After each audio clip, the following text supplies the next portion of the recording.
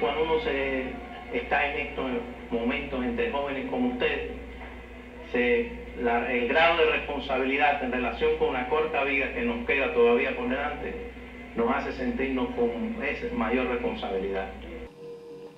Santiago era político por sobre todas las cosas, era revolucionario, era antiimperialista por sobre todas las cosas.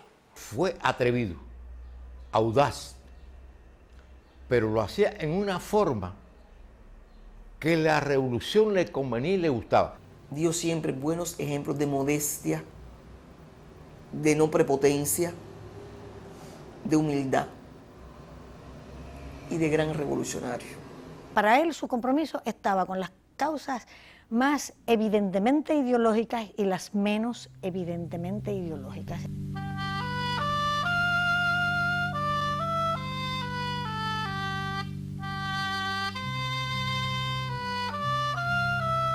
Lo que Santiago expresó en eso que él asumía, sí, yo hago panfletos. Yo diría que son panfletos incluso un tanto irreverentes, porque son panfletos que muchas veces utilizan códigos, lenguajes bastante novedosos, incluso adelantan lenguajes, de verdad, que eran bastante inusuales en el llamado cine político. Yo creo que Santiago renovó bastante el concepto de cine político.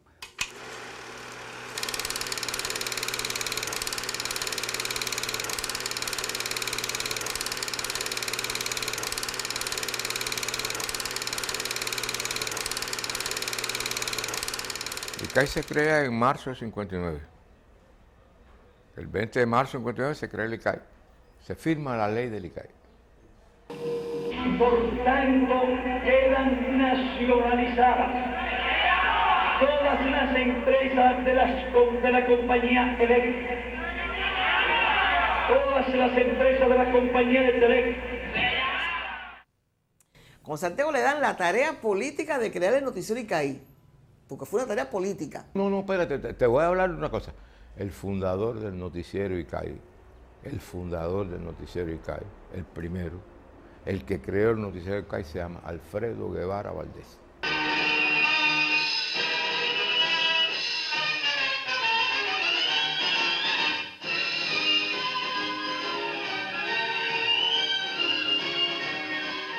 Se supone que Santiago no tenía ninguna de las condiciones ni las situaciones elementales para poder pensar en hacer una película. Pero Alfredo se dio cuenta de que todo lo hacía Santiago Álvarez y que tiene una visión extraordinaria. Él es uno de la gente que más pueden tener como punto de partida cualquier aspirante a hacer un acto imposible como era hacer cine en Cuba en esos momentos. Yo empiezo a hacer cine a los 40 años. La gente se extraña por eso. Le digo, no, es que no tuve la oportunidad, y cuando la revolución me dio la oportunidad de hacer cine, fue que empecé a hacer cine. Cuando el entusiasmo y la alegría son perennes, la edad no importa. Y Santiago empieza a hacer noticiero, y él se da cuenta, dice que los primeros que él estaba prácticamente imitando desde el punto de vista estructural, la estructura de los viejos noticieros. Y él se iba al cine a verlo con el público, a oír lo que el público decía. Los obreros que preparan y envasan para el pueblo de Cuba el bacalao traído desde mares lejanos por los marinos de nuestra flota pesquera dan un paso al frente incorporándose a la batalla por el 6º grado.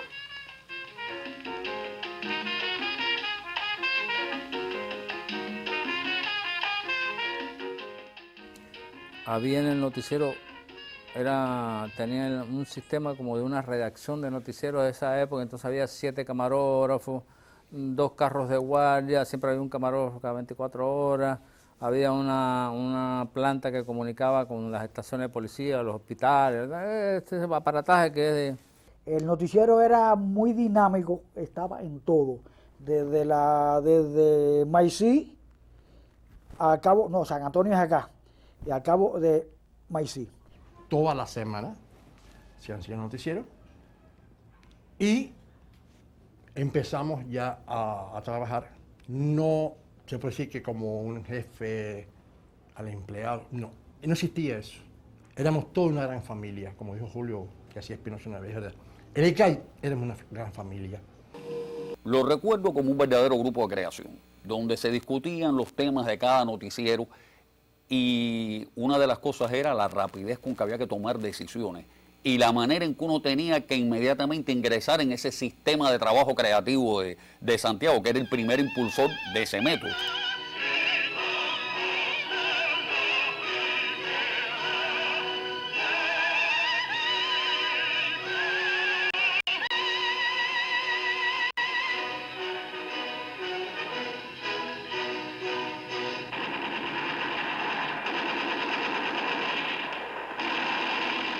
Santiago está asignado por la búsqueda, por probar determinados recursos cinematográficos, por no quedarse en la contemplación objetiva de la realidad, sino meterse en ella a través de un lenguaje cinematográfico audaz.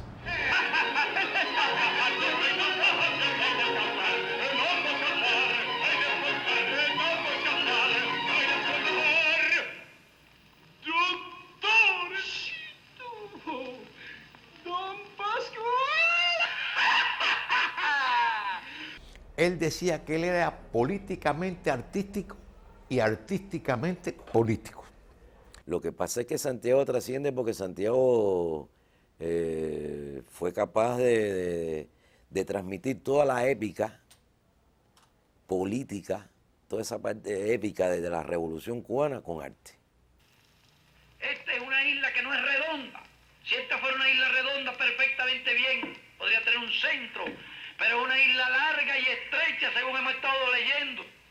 Desde que hemos visto alguna geografía, y aquí veo que casi todo el mundo ha leído más de una geografía, y creo que podrá entender perfectamente bien los tremendos inconvenientes que plantea el desarrollo de una capital tan grande en un extremo de la isla prácticamente. Yo creo que Santiago apelaba mucho a la emoción, a provocar la emoción en el espectador, pero que esa emoción no embotara la reflexión, que esa emoción no tapara o cubriera la información. Él eso lo dosificaba muy bien y él sentía que apelar a la emoción del ser humano era el primer camino para establecer una comunicación, y eso para él era muy importante. Cuando uno ve, por ejemplo, un documental como Ciclón, que prácticamente no tiene narración, bueno, que no tiene narración, la fuerza, la manera en que Santiago tenía la capacidad de lograr un impacto audiovisual, de trabajar las músicas, muchos dicen, bueno, se la debe también a grandes editores que trabajaron con él, pero eso es un valor de Santiago, encontrar esos talentos de editores, de sonidistas, de fotógrafos, y que estuvieran en función de lograr ese resultado artístico.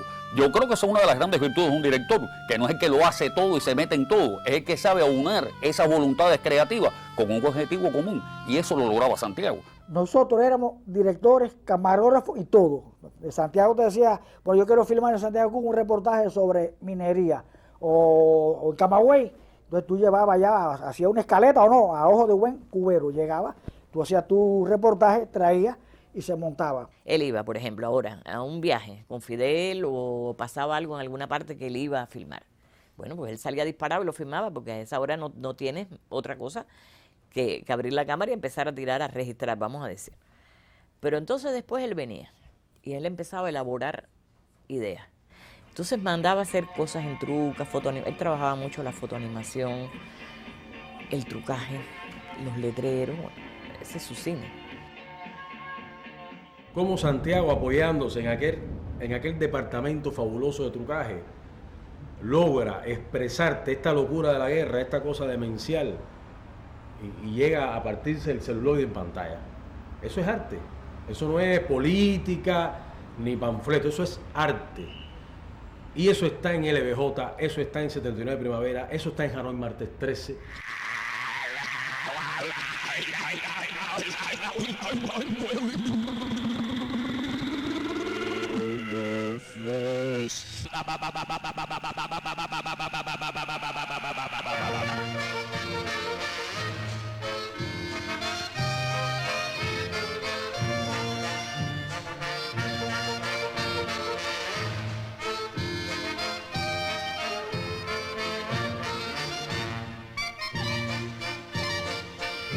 mí me enviaba a las 4 de la tarde todos los viernes, periódico y cosas para allá. Decía, Pepín, la idea es esta.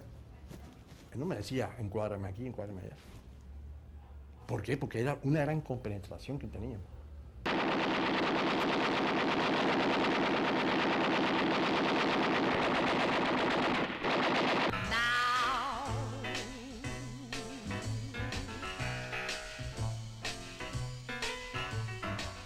Llega un momento en que ve la foto ardiendo. ¿Le diste candela a esa foto? ¿Estás loco? ¿Se esa foto me va a prestar? Digo, no, un momentico, no me pegaba candela a nadie. ¿Cómo que no? Espérate, Santiago, por favor. Dice, Julio, espérate, dice que no la quemó, espérate. O sea, obviamente la busqué. Dice, ¿dónde está? Digo, mírala aquí. La miré por todos lados. Dice, pero, tío, tú la viste arder. No, que estoy viendo, estás viéndola. Pero acuérdate que yo me fui Checoslovaquia a estudiar. Camarógrafo de trucaje. Eso es un truco. Eso es más que una sola imposición.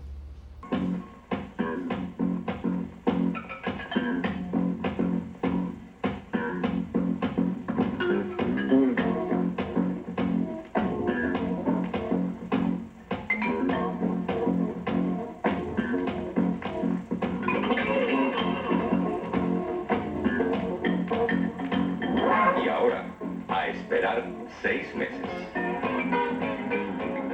Él no era una persona, por ejemplo, que le importara que un plano estuviera desfocado. Ah, no. Si el plano ese tenía un sentido, decía algo, a él le importaba, decía no había estética, que él no creía en ese tipo de estética. La estética era lo que decía el plano. Y ya, si era un documento, era un documento. Y ya.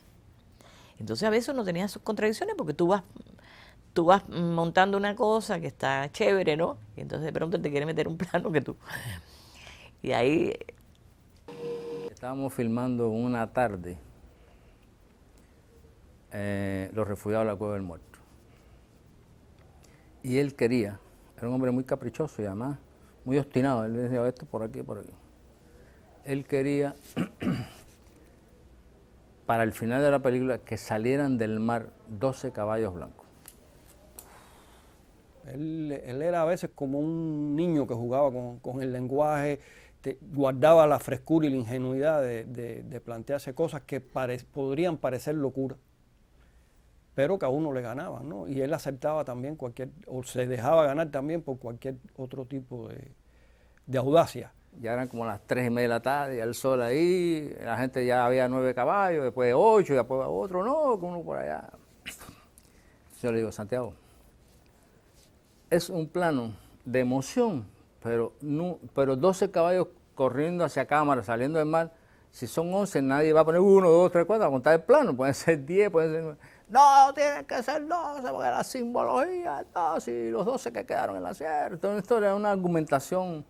Yo creo que Santiago se atrevía, de pronto cogía una araña con una mujer desnuda y la convertía en una especie de extraña mitología del imperialismo y uno decía, ¿pero qué es eso? Ahora esas imágenes no se lo olvidaban a uno, en cómo, por qué, para qué ese asesino general. Hacía unas asociaciones de un riesgo que sí, había que a lo mejor alguien que no la entendía, pero nadie quedaba indiferente. Esto te estoy diciendo, que nos daba libertad plena. Él le gustaba irle a la contraria a todo el mundo. Él siempre hacía como el abogado del diablo. Y él siempre se estaba preguntando por qué. A pesar de ser una persona muy comprometida es decir, él cuidaba mucho sus puntos de referencia. Él no transgredía ciertos límites que él mismo se había impuesto. Era un tipo con otro caballo, pero que no era blanco, era beige. Entonces yo estaba en una grúa, que me acuerdo, una grúa soviética de camión, que se había llevado hasta allá. Entonces yo ya me acuerdo, le digo, Santiago, ya no me había hecho caso la primera vez, le digo, Santiago, hay 10 caballos blancos. Vamos a poner un caballo negro, porque a medida es negro, viene el gran más, tiene el mismo valor los blancos con...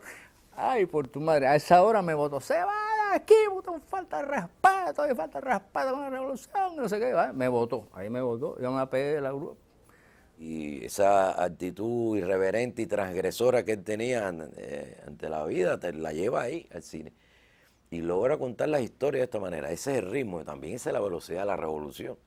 Pero como cuando iba por la mitad del camino, él parece que recapacitó. Llama a Raúl acá, digo, no voy. Esa hora era pelea de muchacho chiquito con el papá, el chiquito más grande. No voy, porque usted me votó. Pues sí, pues tengan que venir. Entonces, vamos a ver, Iván era el director de fotografía. Iván, no, lo que haga Raúl es lo que yo hago.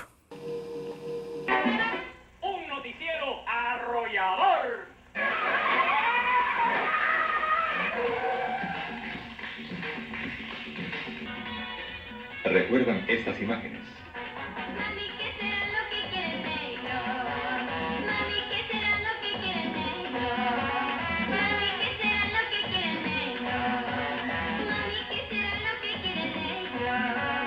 Los brillantes. Por supuesto, yo creo que Santiago, si algo tuvo, fue que era un hombre de su tiempo. Y cuando en los 70, principios de los 80, sí, la realidad se hacía más compleja, habían dificultades, había problemas, Santiago no se hizo nunca ajeno o abroquelado en una postura dogmática de cautela. No, yo creo que realmente Santiago, yo diría que aupó, directamente estimuló el que se hicieran esos trabajos de los noticieros críticos en ese momento. Pero el trucaje no es una característica exclusiva del cine. Muchas veces, la realidad supera la ficción.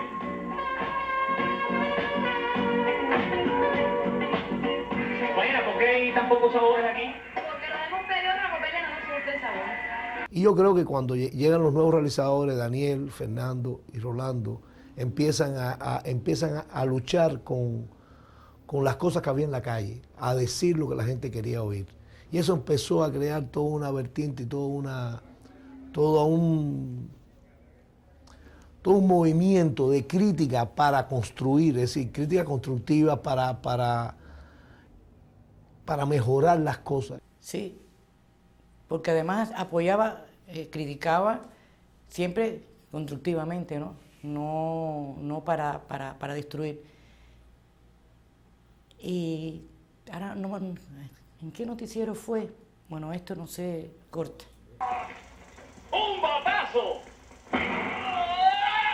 El cine, las cámaras en la calle recogiendo la realidad controvertida, y el noticiero realmente logró pegar. Y mucha gente esperaba la película o iba al cine, y si no estaba el noticiero se preguntaba dónde estaba ese noticiero.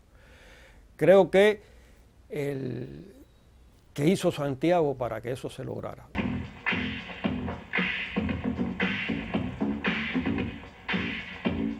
Creo que Santiago no, como se decía, no tenía ningún problema en defender con pasión en lo que creía. Y eso es lo que para mí ha sido una enseñanza de honestidad, de alguien que desde la revolución, proclamado revolucionario, como él decía, se proclamaba revolucionario, panfletario, irreverente incluso él. Que yo no entiendo que en mi país no haya vianda, porque esto es un país netamente agrícola. Podrá que hacer cosas de importación, pero en las nuestras, no.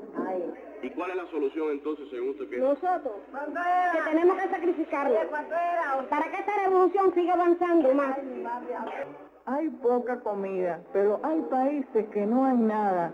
Hay mucha gente en el mundo que están pasando mucha hambre.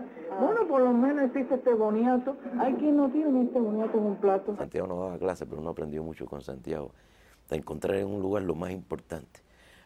Y de eso más importante, ¿qué es lo que yo quiero transmitir para el tema que voy a tocar, para la historia que yo quiero? ¿Qué historia voy a contar para que este tema sea importante? El que yo conocí era un Santiago que tenía todo el prestigio, toda la autoridad del mundo.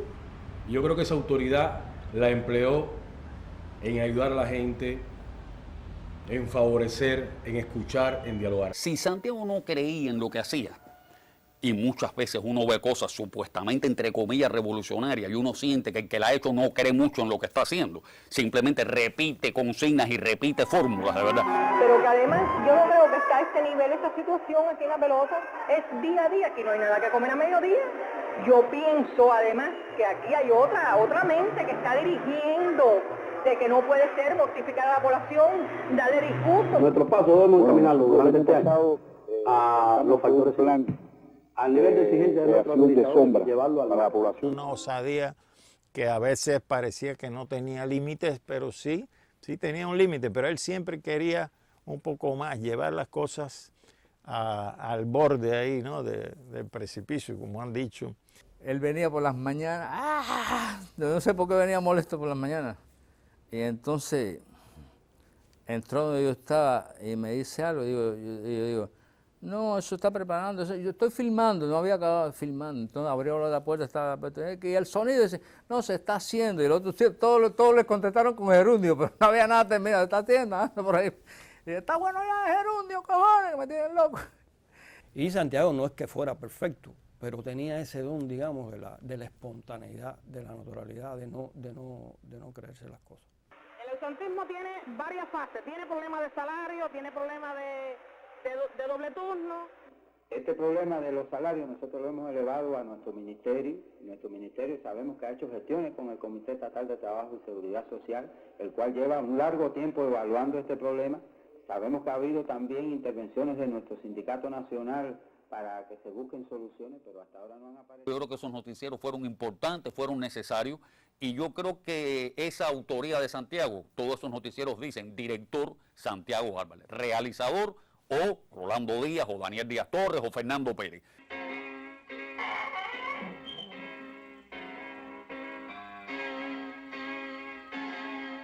Cuando el noticiero llegaba y ponía la cámara en un lugar, todo el mundo decía, wow, ya salí en el noticiero, y entonces a correr todo el mundo.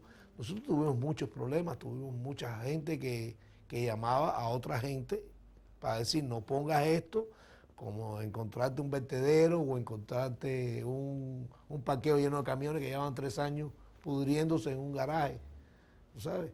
Y entonces cuando el noticiero llegaba, todo el mundo temblaba porque decía, y ahora llamar al ministro porque esto va a explotar. Es mucho. Hola, Agustín.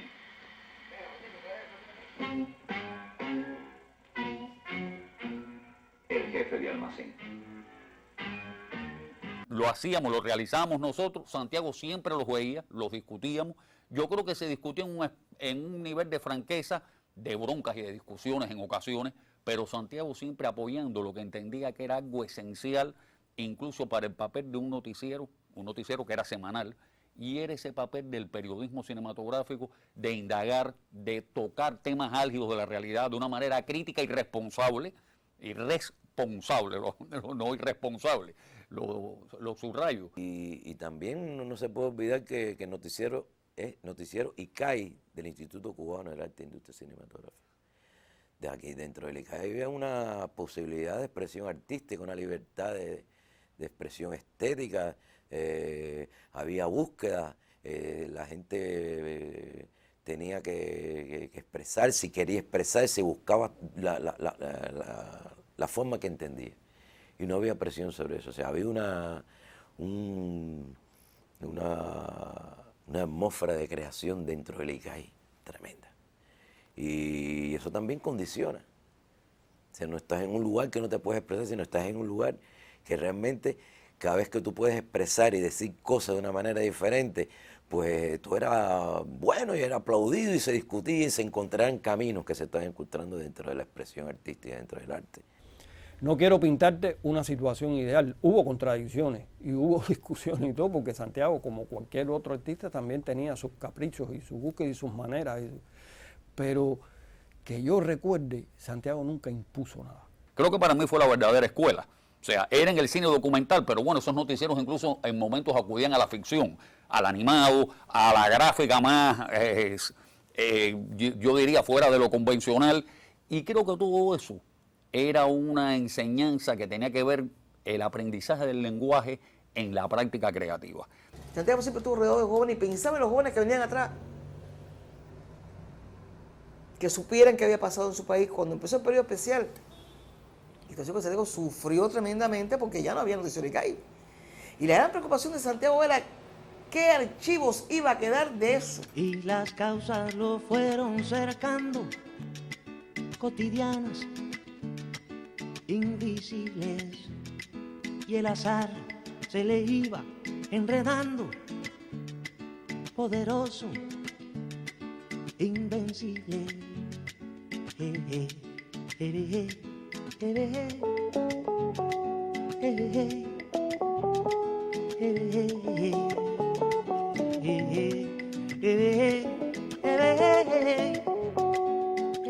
A contenidos audaces, audacia formal.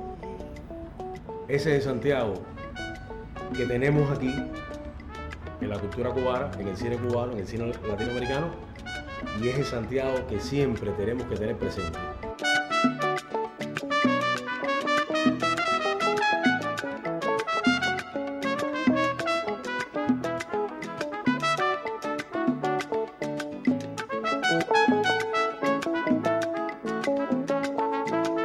Cuando Juan regresaba a su lecho, no sabía, oh alma querida, que en la noche lluviosa y sin techo lo esperaba el amor de su vida. Y las causas lo fueron cercando, cotidianas, invisibles, y el azar se le iba enredando, poderoso, invencible. Eh, eh, eh, eh, eh, eh.